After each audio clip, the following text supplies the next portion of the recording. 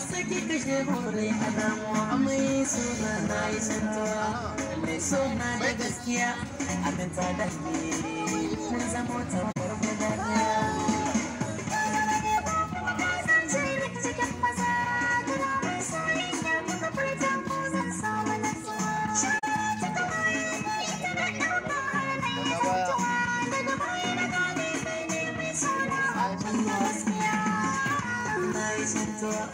mai suna da gaskiya abin ta da mun zama tambar guda daya